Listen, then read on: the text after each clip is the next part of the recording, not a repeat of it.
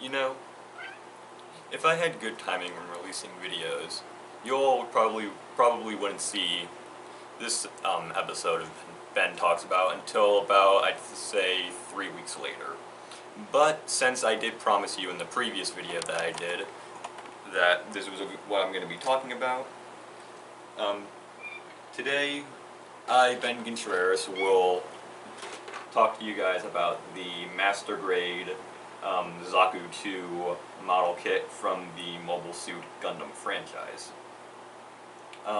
Now, if you've seen, I believe, the 2 videos I've made on this franchise, you would know that I'm a rather new and overall casual fan of the Mobile Suit Gundam franchise. So I felt like in order to give myself some variety in my overall collection of models, which would be a total of 4 at this point, because there was another one I haven't shown you guys. I would think that the appropriate thing was to get a Zaku, since he has a rather unique design compared to the actual Gundams of the series. But for those of you who don't know what this is, these guys were essentially the foot soldiers of Gundam. They were used by the Principality of Zeon, and they were mass-produced to fight for their space colony in order to gain independence from Earth, which is an interesting concept to put in a mecha series. But enough about the show. Let's get into the actual figure, starting of course with the box. Now, compared to something like the Amazing Red Warriors box, this one is definitely much more action-packed and in-your-face. After all, you have the main model itself firing a machine gun at the Major Gundam of the original series, which is quite a punch to the gut, I think, to people who loved the series as a child. But yeah, the front of the box is really cool. The side of each of the sides of the box give you different schematics of the suit, all its different all the different things it comes with, all its gimmicks, and all that. But the back of the box is somewhat underwhelming, to me at least. That's probably because of the lack of any in-your-face colors and the fact that I can't read Japanese.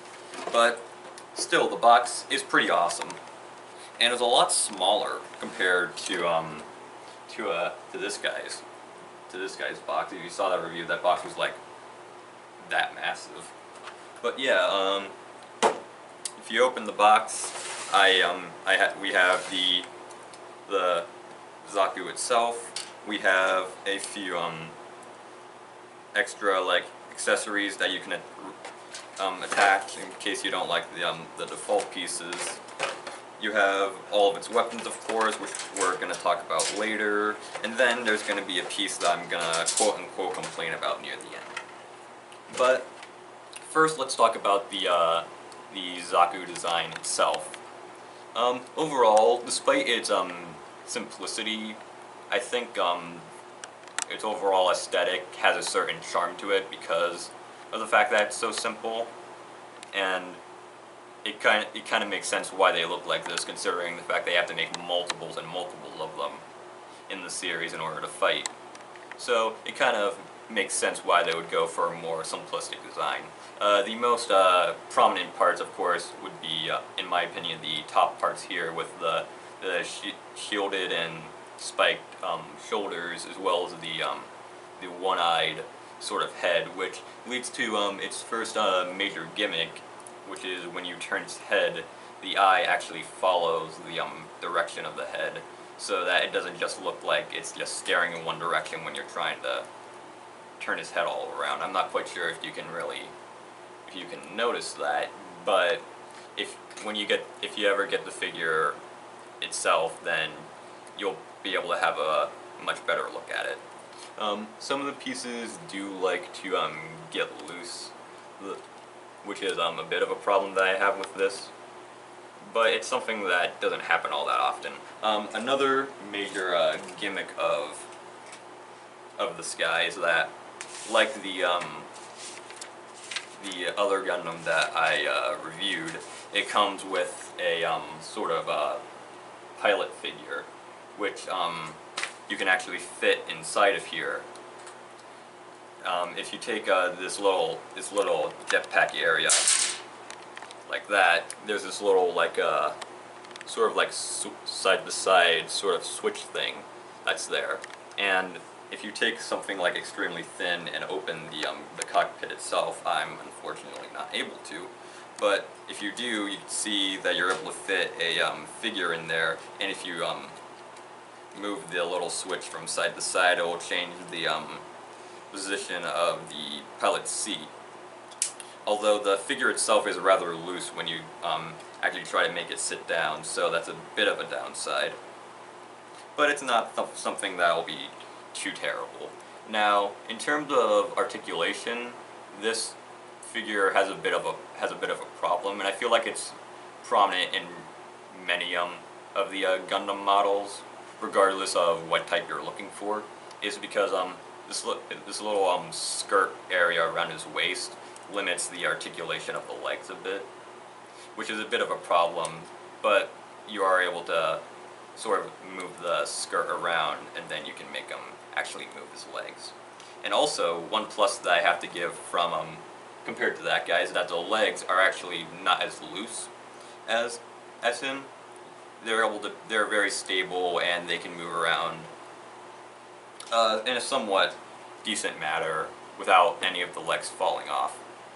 But the upper half itself is pretty good in terms of its overall articulation.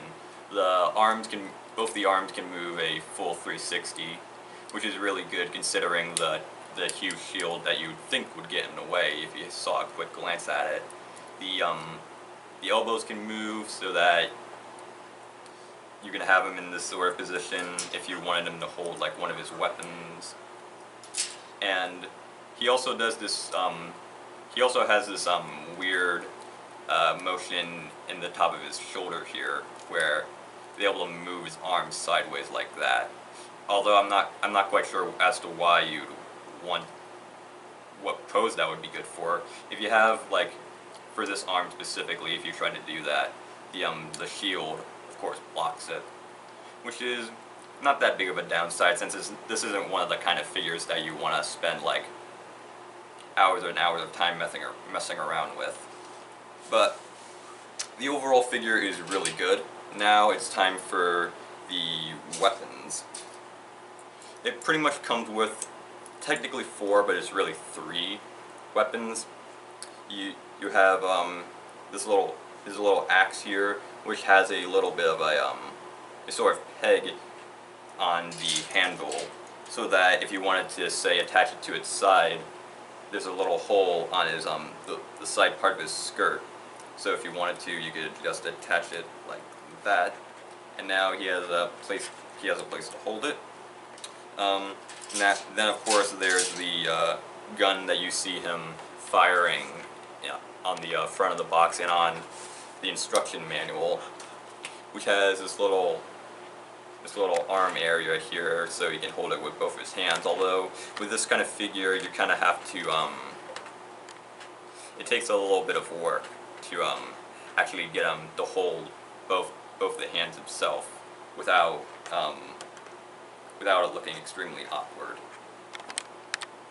Also, this little magazine here can actually be deattached, although I'm not quite sure as to why you'd want to get rid of it. And this little area on the butt of his skirt, you can say, you're able to attach the magazine. You should be able to attach it there. Yeah, it kind of works. So, yeah, there's that. And then this one is kind of is a bit of a letdown because of course it's a very cool and looking bazooka, but it actually technically is supposed to come with 2. two of these. One is this more out there and complicated design, and then there are these two replacement ones that you would attach to this little base here. And once you attach one of them and leave it for way too long, it starts to get more and more difficult for it to come out. So I sort of suggest that you just pick one of them and sort of stick with it. And I think I'd rather recommend the smaller one because it's rather difficult for him to get the actual get the more complicated bazooka with this huge area on the back of it. It's very difficult for it to be able to actually hold it. Although I'm pretty sure it is possible. If you have this figure and you're able to make it do that, tell me in the comment section down below.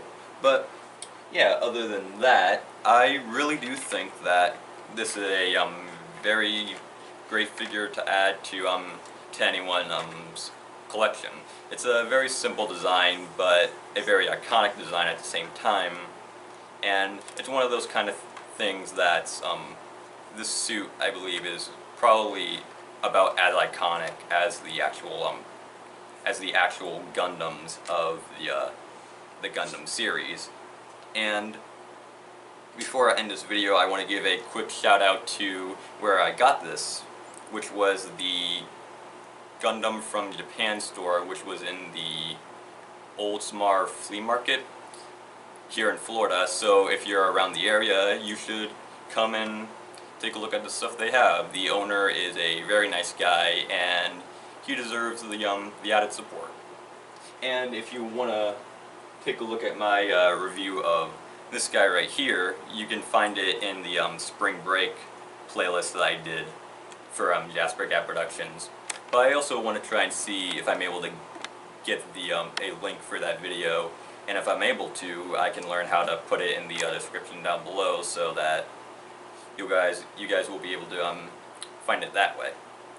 So I hope you all enjoyed this episode of the Jasper Cat Productions show, and join me next time where I look at the review I would have done this week about a rather well-known film from a rather well-known animation company that recently had its celebration this year. So until next time, I'm Benjamin Gutierrez, and bye.